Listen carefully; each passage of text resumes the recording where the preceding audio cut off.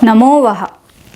This is the sixth and the last part of the Aditya Hrudayam series, and in this video I will be discussing the meaning of the remaining last 10 verses. As most of you have been following this series know, we can look at the sun from three different levels. First level is looking at the sun as a mass of hot gases that is providing us with light and warmth and much more. Second level is looking at sun as God, considering him as a form of God who is taking care of us. And third level is looking at sun as representation of the inner light within us, the Atman, which is unchanging. Even if my physical body, my thoughts and emotions are changing, I will be taking up the first and the last viewpoints in explaining the meaning. That is from the viewpoint of the physical sun and from the viewpoint of the inner sun, the Atman. Also, someone in the comments had asked which part is the Phalashruti and which part of this stotra is the actual stotra part that needs to be chanted. The answer is you can choose to chant only from the shloka number 6 to shloka number 24. Now let us take up shloka number 22, which goes like this. Nashayatyesha vaibhutam tadeva srijati prabhuhu payatyesha tapatyesha varshatyesha gabhastibhihi. Nashaiti eshaha vaibhutam. Here bhutam is bhavati iti bhutam. That which exists is bhutam. Nashayati eshaha means he destroys. That is, he destroys everything that is. Further, the verse says, Tadeva srijati prabhuhu, meaning he again creates that. If we take the sun, then he makes the day and then he himself destroys the day by setting in the evening. Then again he creates the day. Similarly, the Brahman creates this world, then during the pralaya, that is during the great dissolution, the Brahman destroys everything that was created and then again it creates. Prabhuhu palakaha. The word Prabhuhu means one who takes care. Even a king is called Prabhuhu because he takes care of his pupil. The sun takes care of us, so he is the Prabhuhu, and so does the ultimate supreme reality, the Brahman. Payatyesha. If we split the sandhi here, then it is Payati eshaha. Payati shoshayati. Payati means shoshayati, and shoshayati means to dry things up. We know that the sun dries up things. What does the Atman dry up? It dries up the enemies, the inner enemies, the Arishad Vargas, which we had discussed before, which are Kama, excess desire, Krodha, anger, Lobha, greed, Mada, arrogance, Moha, blind attachment, and Matsarya, jealousy. Payati eshaha means he dries up these things. Next is Tapatyesha. Again, if I split the sandhi, it is Tapati eshaha. Tapati means to heat up. We know that the sun heats up things. Also, the dhatu tap has other meanings like tap aishwarye, where aishwarya means power, ishwaratva bhavaha. The Atman is the most powerful and without it there is no life. Varshatyesha. Again, if I split the sandhi, it is Varshati esha, meaning he rains. We had seen this also earlier, how sun causes rain and the Atman showers the rain of compassion, Karuna Vrishtihi. Next word is Gabhastibhihi. As I had mentioned before, Gabhastihi means ray of the sun. So this verse says, he, referring to the sun or the Atman, he destroys and creates, he dries up, he glows and he showers through his rays. In the case of Atman, it is Jnana Rashmibhihi. That is, through the rays of knowledge, he does all this. Next verse is Esha supteshu jagarti bhuteshu parinishtitaha Esha evagnihotram cha phalam chaivagnihothrinam. Esha supteshu jagarti means he wakes up the people who are sleeping. Again applies to the sun and the Atman. Bhuteshu parinishtitaha means he is situated in all beings. Again applies to the sun and the Atman. How is the sun situated in all of us? In the form of Agni. We are made of Panchabhutas, the 5 elements, out of which Agni is one, fire. As I had mentioned before, Agni is nothing but the terrestrial form of sun. The sun on earth is in the form of Agni. Esha Chaivagni Hotram Cha. If I split the sandhi here, it will be Eshaha Eva Agnihotram. Means he is the Agnihotra. Agnihotra is Agnaye Hotram, meaning the offerings made to the fire. During Agnihotra, the main offerings made into the fire are ghee and rice grains. Of course, we get rice grains and ghee because of the sun. Plants make food for us using sunlight, and even the cow can also be healthy and can give milk only if the cow gets proper sunlight. And from milk we get ghee. So the verse says, you are the fire offering. And then it says, Phalam Chaivagni Hotrinam. If I split the sandhi, it is Phalam Cha Eva Agni Hotrinam. Meaning you are also the fruit or result that we get because of Agnihotra. The Agnihotram has many benefits in various aspects. Of course, there are spiritual benefits to it. Also, it is beneficial to the environment. I have told this many times, but I would like to repeat it again. Many of you know about acid rains. That is, the rains these days are not of good quality and is said to contain acid elements. We all know very well as to why this is happening. It is because we are burning many chemicals that are going into the atmosphere through the smoke, and then it comes back as acid rain. Our rishis knew this phenomenon, but they used this wisely to benefit everyone. They did the opposite. They put good quality ghee, good quality grains, and also herbs into the fire. So now these organic substances got carried to the atmosphere through smoke and resulted in good quality rain, which in turn gave good quality crops. So here the verse says, you are the offering put into the fire and you are the result of the Agnihotra also. The result being good quality food and grains. With reference to the Atman, the commentary says, Agnayaha Panchendriya Lakshanaha Panchagnayaha Teshu Hotram Homaha Tadvishayanubhava Rupaha. Agnayaha Panchendriya Lakshanaha Panchagnayaha, meaning the 5 Agnis are indicated by the 5 senses, sense organs. And Teshu Hotram, Homaha, the offering put into these Agnis are Tadvishayanubhava Rupaha, meaning the experiences gained through each of these sense organs. Through the ear we get the experience of sound, through the nose we experience smell, through the tongue we experience taste, through the eyes the experience of sight, and through the skin the experience of touch. It is said that the Atman can experience this world only through these 5 senses. Our sense organs are actually the instruments through which the Atman is experiencing this world.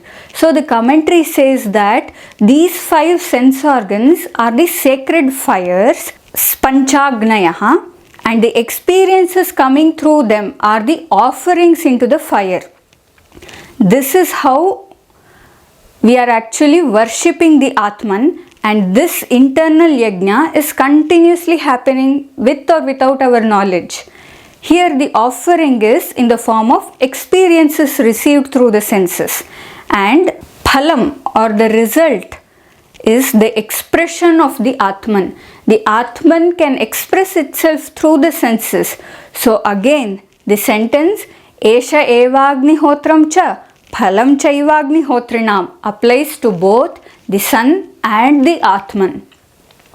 The next verse is Vedascha Kratavaschaiva Kratunam Phalameva Cha Yani Krityani Lokeshu Sarva Esha Ravi Prabhu. The verse says, he is the Vedas. I have made a complete playlist on Vedas, Vedangas and Upangas. In one of the videos I had explained the meaning of the word Veda. I will quickly explain here too, but for more information check on this playlist. You will find the link in the description and also in the pinned comments. Veda comes from the dhatu, meaning the root word vid, and this dhatu vid has many meanings. Vid jnane, meaning to know, to understand. We need to understand more about the sun, and also about the Atman. Another meaning is vid sattayam. Vid also means to exist. Of course, the Atman always exists, and so does the sun. A person takes birth and one day the body dies. But the Atman, that ultimate truth within us, never dies. It always exists. Similarly, we feel the sun rises and sets. But we all know the truth that the sun neither rises nor sets. It is always there. But we feel like it rises and sets. The other meaning is vid vicharane, meaning to meditate, to contemplate. The sun and the Atman both are worth meditating upon. Then the verse says, Kratavahacha eva kratunam phalam evacha. In Sanskrit, kratu means yajna. The meaning of this sentence, Kratavahacha eva kratunam phalam evacha, is very similar to the meaning of the sentence Esha eva agnihotram cha phalam chaiva agnihotrinam. The only difference is that Agnihotra is a very small scale homa that is performed at home daily in the morning and evening, whereas Kratu means a yajna, which is of larger scale. If we look at the etymology of Kratu, it is kriyate asau iti kratuhu, meaning that which is being done. So all our actions are kratus. In fact, at the end of Mahanarayana Upanishad, one chapter describes how this life itself is a yajna. I'll try to make a video on that. This verse says the sun and the Atman are the yajnas themselves, and also they are the fruits of the yajna. How is it? It was described in the previous shloka with respect to Agnihotra. Same applies here too. The next line of the verse further strengthens this statement by saying, Yani krityani lokeshu sarva esha ravif prabhu. Meaning all the krityas, that is all the actions that is being performed in the world, lokeshu sarva eshaha ravihi prabhu. Everything that is, every action that is done in this world is this ravihi, is this Lord. Again applies to both the sun and the Atman. We had already discussed the meaning of Ravihi and Prabhuhu, so I won't repeat again. The next verse onwards, it is again the Phalashruti, which means it tells the results one can expect by reciting or meditating upon this Aditya Hrudayam Stotram. The verse goes like this. Enamapatsu kritreshu kantareshu bhayeshu cha kirtayan purushah kaschin navasidati raghava. I will rearrange the words of the verse for better understanding. He Raghava, apatsu kritreshu kantareshu bhayeshu cha enam kirtayan kaschit purushaha na avasidati. Since this whole Aditya Hrudayam Stotram, as we know, was told by Agastya Muni to Lord Rama, Agastya Muni is addressing Rama as He Raghava, and he says Apatsu, meaning during dangerous situations, Kritreshu, during difficult times, Kantareshu, in forests, Bhayeshu, during fearful times, Enam Kirtayan Kaschit Purushaha, any person who worships him. Here him refers to the sun or the Atman, whichever you feel drawn to, you can take that. Na avasidati means he will not sink down or he will not perish. Please note the word kaschit. It says anybody, anyone and everyone can chant this stotram. Overall, the verse says anyone who chants this stotram during difficult times will not sink down. The next shloka is Pujayasvainam ekagro deva devam jagatpatim etat trigunitam japtva yuddheshu vijayishyasi. The first line, if rearranged, becomes Enam deva devam jagatpatim ekagraha pujayasva, meaning worship. Pujayasva means worship. Worshipping can be done internally or externally. Agastya Muni says ekagraha pujayasva, worship with concentration. Worship whom? Enam deva devam jagatpatim. Worship this God of all gods and the Lord of this world. If you notice, it applies to the Atman and the sun. Then Agastya Muni says, Etat trigunitam japtva yuddheshu vijayishyasi, meaning by repeating this worship 3 times, Yuddheshu Vijayishyasi, you will win in the wars. The next verse is Asmin Kshane Mahabaho Ravanam Tvam Vadhishyasi Eva Muktva Tato Agastyo Jagamacha Yathagatam. He Mahabaho, Asmin Kshane Tvam Ravanam Vadhishyasi, meaning, O mighty armed one. Mahabaho means mighty armed one. Agastya Muni says, O mighty armed one, Asmin Kshane, at this moment, Tvam Ravanam Vadhishyasi, you will kill Ravana. Second line says, Eva Muktva, having said this, Tataha Agastyaha, from there Agastya Rishi, Jagamacha Yathagatam, started to go back to where he came from. Etat Shrutva Mahateja Nashta Shoko Bhavattada Dharayamasa Suprito Raghavav Pretatmavan. Etat Shrutva Mahatejaha. After listening to this, the one who was very bright, Mahatejaha, Nashta Shokaha Abhavat Tada, meaning at that time, Tada, Nashta Shokaha Abhavat, he lost all his sorrow. That is, he came out of that depressed mindset. Then the verse says, Supritaha Raghavaha, meaning Raghava, that is Rama, who was Supritaha, who was very pleased.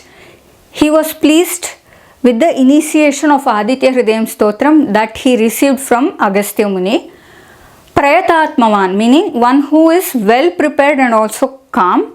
This kind of Rama, Dharayamasa, meaning he did the dharana. Those who are into yoga might know the meaning of dharana, which is focusing the mind on one particular thing. In this case, Rama focused completely on the Aditya Hrudayam Stotram. The next verse is Adityam Preksha Japtvatu Param Harshamavaptavan Trirachamya Shuchirbhutva Dhanuradaya Viryavan. Viryavan, meaning the brave one. A person who encounters outer enemy is brave, no doubt, but a person who confronts internal enemies and destroys them is also a Viryavan. Here Viryavan, meaning the brave one, is referring to Rama. What did Rama do next? Adityam Prekshya, having seen the sun, Rama could have seen the physical sun or even the inner sun. After seeing Aditya, Japtva, he recited the Aditya Hrudayam, and then Param Harsham Avaptavan, then he felt very happy. Trirachamya, meaning having done the Achamanam for 3 times. Cham Dhatu means to drink or to eat, basically to consume. In the process of Achamanam, little bit of water is taken in the hand and some names of God are recited and the water is sipped. Achamanam means to consume. Here the verse says Trirachamya, meaning having done the Achamanam 3 times. Why 3 times? As I have been saying that the Aditya Hrudayam Stotram can be analyzed from 3 different angles. One is taking the physical sun as the reference point. The other is considering the sun as the manifestation of the divine God. And the third is seeing the sun as the representation of the inner sun, the Antaratman. So here Trirachamya means consuming the Stotram from all 3 levels. Shuchir Bhutva, having cleansed himself. It could be physical cleansing like having a bath, or it could be cleansing of the mind, clearing all grief and confusions. Dhanuradaya, meaning having taken his bow. The rest is continued in the next shloka. Ravanam preksha hrushtatma yuddhaya samupagamat sarvayatnena mahata vadhe tasya dhruto bhavat. Hrushtatma, meaning one who is happy, which is Rama, who is now feeling happy after coming to know about Aditya Hrudayam. Ravanam Prekshya, having seen Ravana, Yuddhaya Samupagamat, who came to the battle, Ravana who came to the battle, then Sarva Yatnena Mahata, with all efforts and with great effort, Tasya Vadhe Dhrutaha Abhavat. Dhrutaha Abhavat means became determined. Determined in what? Tasya Vadhe, in the killing of him. Him refers to Ravana. So overall the verse says, happy Rama, having seen Ravana who came to the battlefield, Rama with all efforts became determined to kill Ravana. Athara Viravadan Niriksha Ramam Muditamanav Paramam Prahrishyamanaha Nishicarapati Sanshayam Viditva suragana madhyagato vachastvareti. Atha, then, suragana madhyagataha, paramam prahrishyamanaha ravihi ramam nirikshya avadat. Then from amidst the gods, the very delighted sun, or could be the Atman, the inner sun, saw Rama and said, Niriksha means having seen and Avadat means said. What kind of Rama did Aditya see? Muditamanaha Ramam. He saw the happy Rama. Also, Nishichara Pati Sankshayam Viditva, meaning having known about the destruction of the king of demons. Sankshaya means destruction and Nishichara Pati means lord of demons. The demons are called Nishacharas or Nishicharas because they are active at night, or in spiritual terms they are active during darkness, that is when we are ignorant. Then Vachastvareti is Vachaha Tvara iti. So Aditya came to know that the lord of demons is going to be destroyed now, and he said to Rama the word Tvara, which means hurry. With this ends the Aditya Hrudayam Stotram. I thoroughly enjoyed making these videos because I was able to contemplate a lot on this stotram during the process of making these videos. I thank you all for motivating me and giving me this chance to contemplate and make this video series. I hope you all enjoyed it too. If you did, then please click the like button. Also, please let me know in the comments if you are already chanting the stotram regularly or once in a while, or let me know if you plan to chant after having known the meaning, or let me know if you plan to just take up one word of the stotram and contemplate on it. If you are already chanting, then do let me know if knowing the meaning has made any difference in your chanting. And if you are already chanting, then please let us know in the comments about the benefits you have received from the chanting or the changes that you have seen in yourself after chanting this stotram. If you ask me these questions, as I had mentioned before, I used to chant this while I was in high school. At that time, my purpose was to perform well in exams, and it did happen. I used to perform well in exams. Now, while I have been working on this stotram to make videos, I have been contemplating on this. When I started contemplating on this stotram and I started making videos and going deep into the stotram, the benefit that I have seen is I have been able to go a lot within myself. I have been able to connect more deeply with my inner self. That is the benefit that I have received. Please share the benefits that you have received by chanting the stotra or by contemplating on it. I think it will be a very meaningful and useful discussion in the comment section. Agrime chitre melitasmi namo vaha.